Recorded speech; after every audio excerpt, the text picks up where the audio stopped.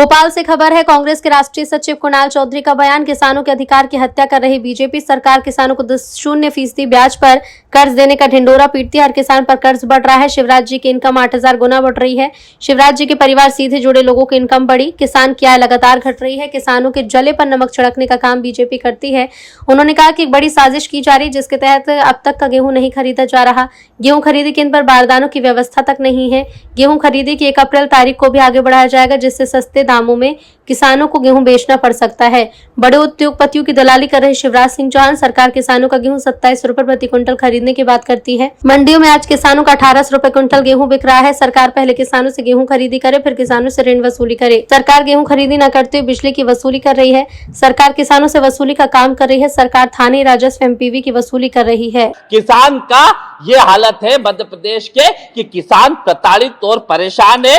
आज इसी मुद्दे को लेके आपके बीच में आना हुआ था कि सरकार गेहूं की खरीदी की जगह वसूली शुरू कर दी। सरकार ने 28 तारीख आखिरी करके किसानों के ऊपर 18% का ब्याज, जो 0% के ढकोसले करते हैं, इसे पूरे साल का, क्योंकि ये एक दिन का नहीं, पूरे साल का, ये कहीं ना कहीं पूरे साल का ये लेते हैं और ब्याज वसूली करने का काम करते हैं। तो सरकार वसूली गैंग बन गई है। जिस सरकार को गेहूं खरीदी करनी थी, वो कभी बिजली की वसूली करती है, कभी ऋण की वसूली करती है, कभी लोगों के नाम पे अवैध वसूली करती है। ये सरकार वसूली गैंग के ऊपर काम कर रही है और इनके गलत निर्णय के कारण, जो देश की अंतर्राष्ट्रीय गलत नीतियों के कारण, जो हिंदुस्तान के अंदर खाद का संकट आना है, जिसके कारण किसान आगे और प्रताड़ित होना है, और जिसके का जो स्थितियां है कि रोज देश के प्रधानमंत्री और बीजेपी के नेता हमेशा कहते थे कि डॉलर रुपये की कीमत गिरती है तो सरकार की गरिमा गिरती है। हम भी तब सही बात कहते थे कि यह बात सही है, क्योंकि अगर 1 रुपया